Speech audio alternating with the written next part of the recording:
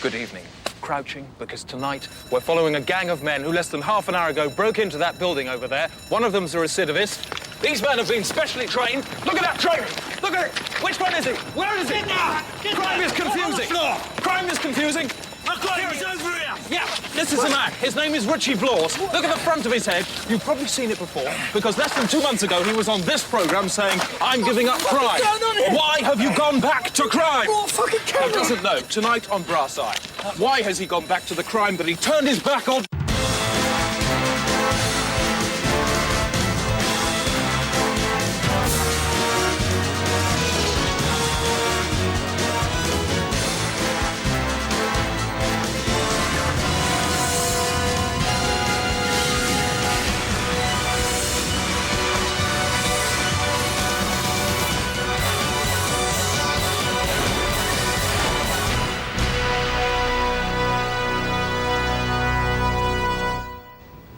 UK used to mean United Kingdom, but ask anyone today and they'll tell you it stands for Unbelievable Crime Wave.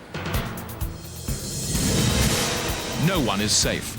By the end of tomorrow, one or all of these people may have been set on fire, bum-raped or burgled senseless by Britain's marauding criminals.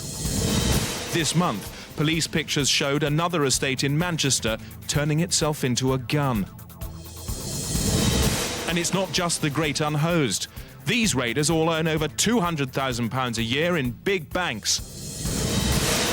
So much for recorded crimes, but crimes we know nothing about are going up as well. What hope do we have of battering these down? The Home Secretary scores repeated own goals. Over 1,200 convicts were released last month after lying to the Home Office about how long they'd been inside. And just 2 days ago, it was revealed that convicts in Dartmoor prison had been running an international airport for over 14 years. I am not an expert on air traffic control. I thought they were landing nearby, but not in my prison. So what causes crime? Social deprivation? This bleak report from Ted Moore. From the moon, Cossacks a little dot. From the ground, it's a huge mess, like Dante meets Bosch in a crack lounge. I'm here to ask a question. Is alarm justified? Is time running out for Cossack, or is this the start of a new day? The first day of spring. Cossack. The stench of poverty hangs in the air like an old man's nappy. For the kids, it's a depravity supermarket, where bad is free and society foots the bill.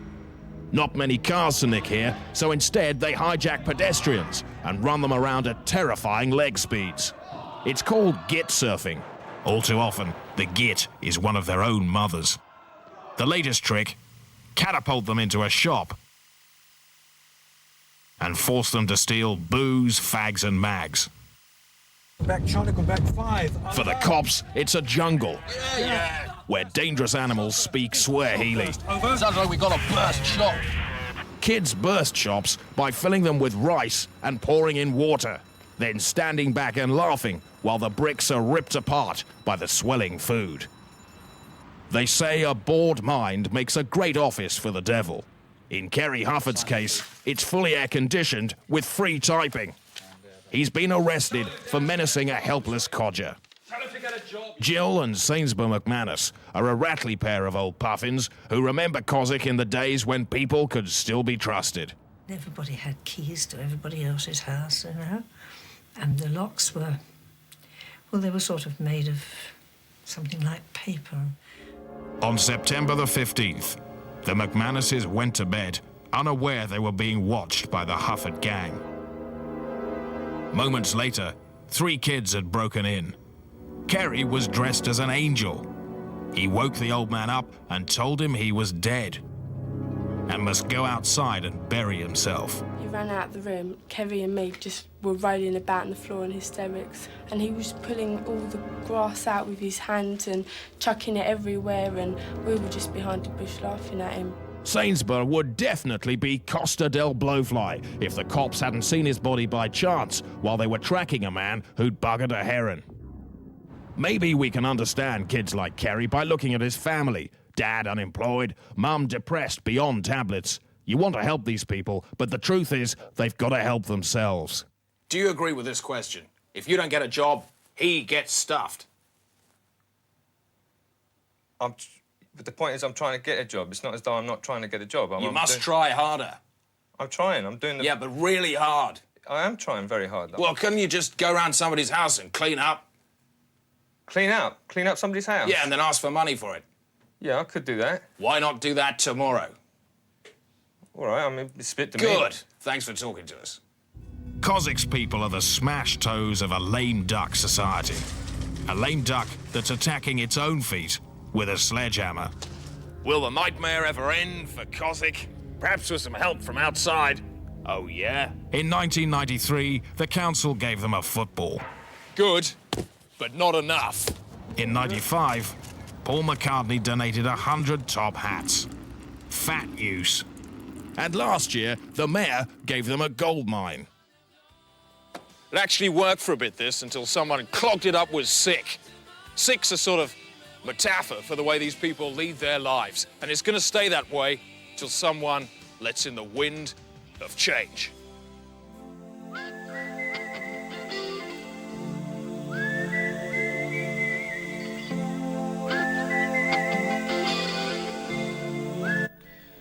And as a result of that experience, Ted Maule has been absent for some time with nervous exhaust.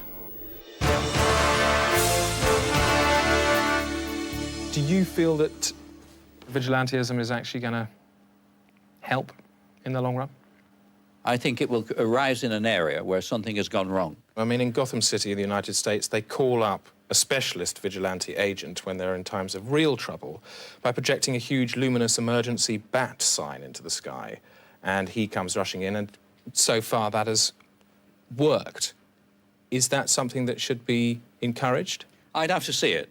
Well, it looks good. It would have to be a very individual with great magnetism.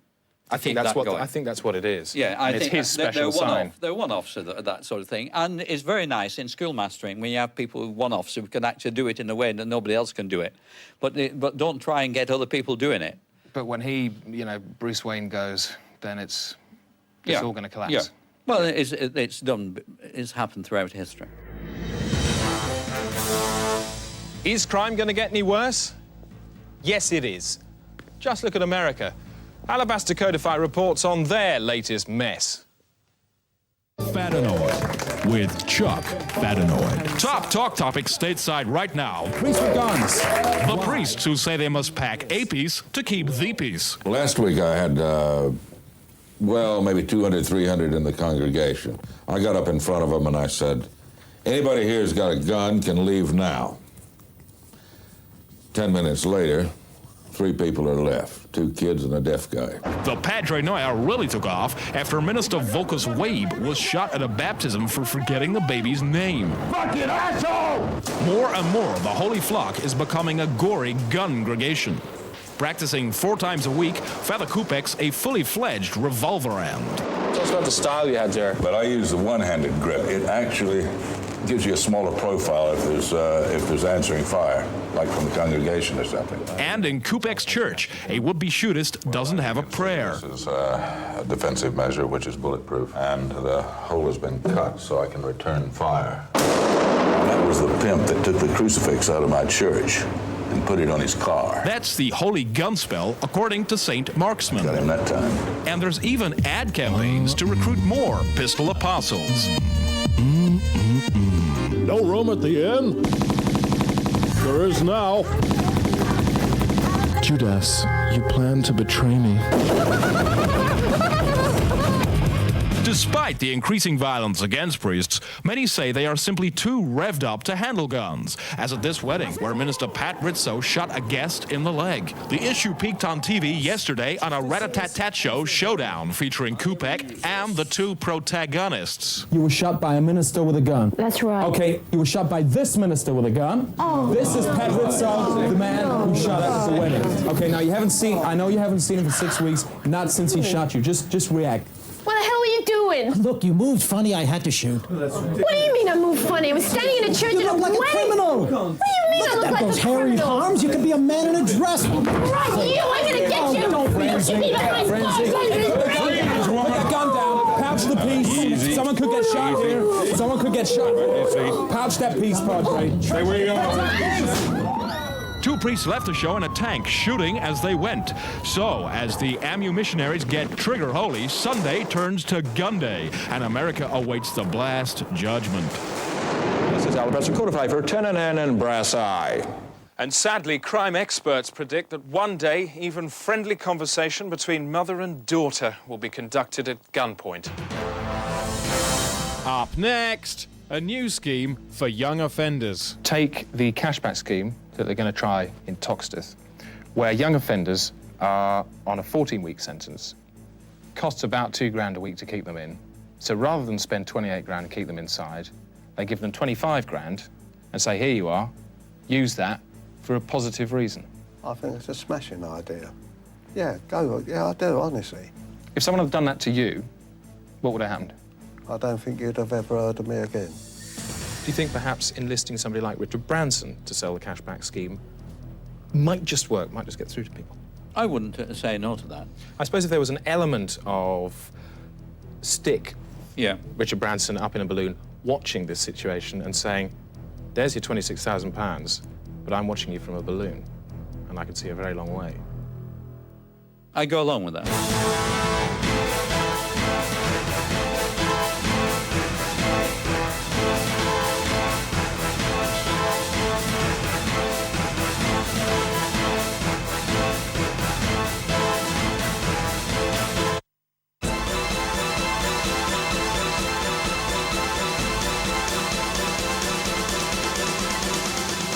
Now chafing the transmission heads, what is the relationship between crime and race? Using makeup sticks, we transformed our white reporter, Tras Dupre, into a black man to see if the law would treat him any differently. Within 5 minutes, he'd committed a pocket theft, and by mid-afternoon, he was attacking passers-by with violent muggings and fleecing them viciously on the cobbles. Well, there's the evidence. Mr. Coker, what do you make of that? Now that I've seen the proof, I apologize to my fellow blacks. I'm sorry. Mr. Coker, thank you very much.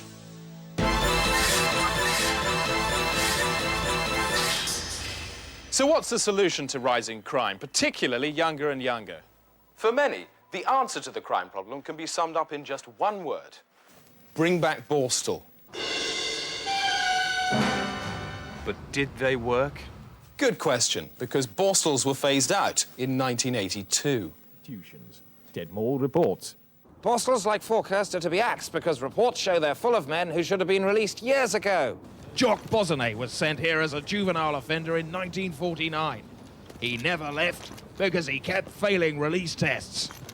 Like hundreds of others, he remained in Chokey, even though the offences were small and twatty. When I was 7, I got dressed up as a little city gent and walked into the Bank of England shouting, "Fuck the pound."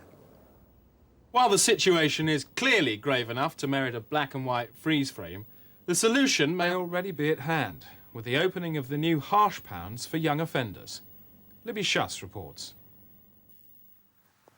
Leopold Quay, opened 6 months ago, right here, and already is being favoured by both main political parties. And the third party, who are with Ashdown. I'm going inside now, like a bad boy. The new inmates are welcomed on arrival. You shakes up that hell! And are sent straight to the shaving room. Here, their eyebrows are shaved off, which undermines their self-respect rather well. If you think of a fly and you pull its wings off, it'll crawl. And if you push the back half of its body onto the surface it's squiggling on, then you've got its total, undivided attention. In the Gulf War, Jackson was Allied advisor on psychobattery. At Leopold, his expertise is applied without mercy. The inmate's sleep is frequently interrupted. Room inspections are full of sneaky traps, like the brass moustache. hidden behind a notice board. Why didn't you polish it? Sir. How funny is it? Not so. Bury the beds. Majesty's pillow sheets outside, bury now! The men will dig up their bedclothes again this evening and sleep in them, all earthy. If they'd done better, they might have won a privilege. Despite his criminal mind, this man is behaving well. His reward is the canoe. This time he can sit in the canoe for up to an hour. Meanwhile, the troublemaker is made to sprint blindfold to Jackson's office, where he receives a speaking down. That is my big shiny shoe, and you are the biggest piece of shit on it. Sir. Lick yourself off my shoe. Lick yourself off my shoe. My shoe! Don't actually do it! Where's your self-recocking spect? I don't know, sir. Get out! Sir. Now! Sir. Look at me! Get out! If you take a seal and hit it very hard in the face every day for 6 weeks, you may turn it into a rather fetching hat. And the future for these little fuckers? Will they succeed in returning to society? So you're nearing the end of your training, your regime, and looking forward to joining society again. Tell me, how do you feel about that? I've got skills. Skills for what? Getting back into society. Well, you could have a family, and... I could have, I don't know. I mean, if you made the effort, became a part of a family, then you could root yourself into the fabric of society more. I'll root you in the fabric. There is a serious question. I am from society. You're not from society. How do you get back into society? Up your ass. There are no simple answers to the problem of punishment, but there is a simple question. Would it really matter if one of these men died?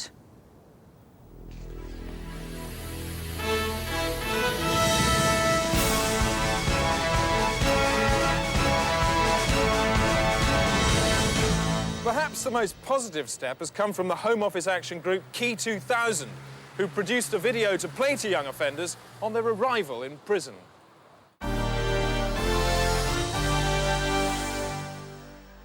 Well, they got you then. They gone and banged you up good and proper. So what now? What I'd like to do right now is to take your bad half outside and do it in extremely physical discourtesy, and then buy your good half a pint of foaming nut brown ale. Cheers. Meet Jeff Boycott and shake hands with a walking continent of common sense. I didn't get runs by slacking. I worked hard, I grafted, I practiced, I did it as well as I could, properly. So when you get up in the morning, what do? You get out of bed properly, and that means all the way out of it. Get right out of the bed. No half measures.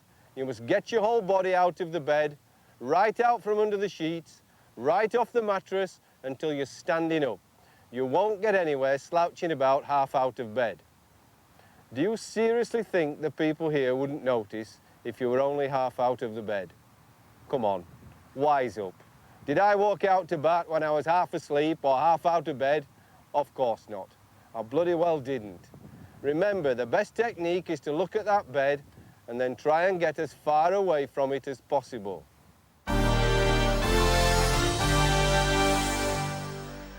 Gary Glitter said, good to be back, but in your case, that does not apply. I can't believe it, you little ponce. You gone done it again, ain't ya? Did you really like it so much last time? Did you? What? You didn't? Then why the hell did you come back?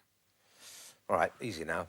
No foaming nut brown ale for you this time, but here, for God's sake, listen to this and do us a favour, mate. Pay attention this time. I've been asked to read the words of a successful reformed criminal, someone who got a grip. And this is what he says: remember that your life in prison is like a dog in a box. What you've got to do is make the dog bigger than the box. Not in a bad way, like a mad wolf in a matchbox, but more like a giant, a well-behaved Alsatian in a Kleenex box. Your aim is to place that dog in the lap of the governor, that's the evil part of you, with a smile as you leave.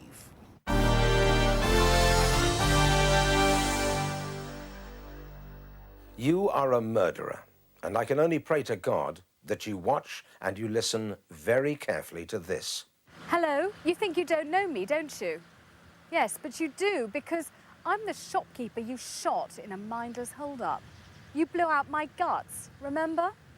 I'm the old lady whose head you stove in with a loose wardrobe in the middle of the night, remember? I'm the little boy whose face you stabbed off in panic when I found you robbing my house, remember? I'm Marvin Gaye, shot by my own father. Oh yes, you know me all right. Look at my eyes, murderer. You killed me. What the hell did you do that for? Look at me. Feel proud, do you? Do you even know what a feeling is? I do, but I can't have any more now because of you. You get out after 25 years. But me, I'm here forever. I hate you.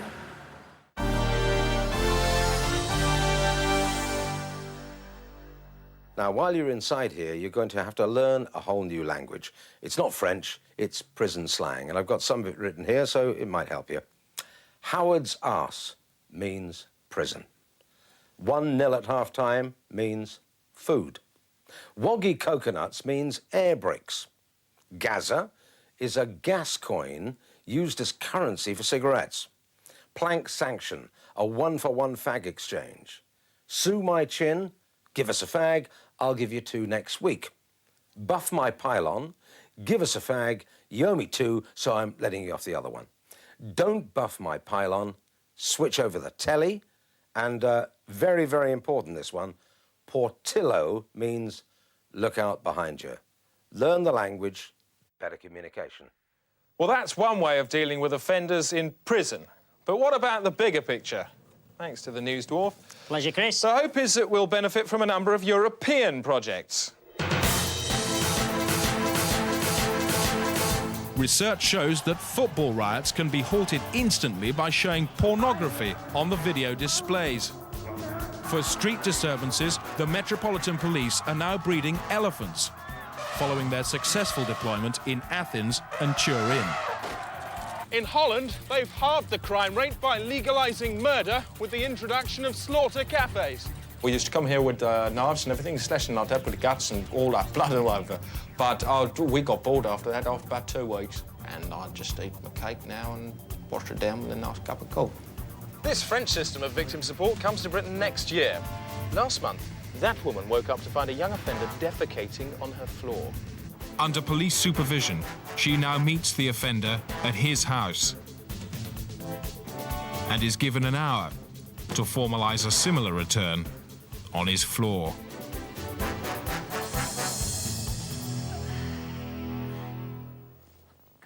Good night. I'm sort of violently against hanging, for example. I believe no human's got the right to take another human's life. Hang on, let me get this right. So you shouldn't be allowed to take away someone's life? Now, what I'm saying is I personally... The penalty for taking away somebody's life should be the death penalty? No, I personally totally oppose the death penalty. But it's all right to take away someone's life? No, only in self-defence. So if you murder somebody, you've taken away their life. And in that circumstance only, then that person should be killed? No. No. I believe under no circumstances does one human being got the right to take another human being's life. No way, surely. That's my opinion. Oh, right, OK. I'm not saying it's... I mean, everything's about opinions. Is it? Yes, it is. What about capital punishment for murder only?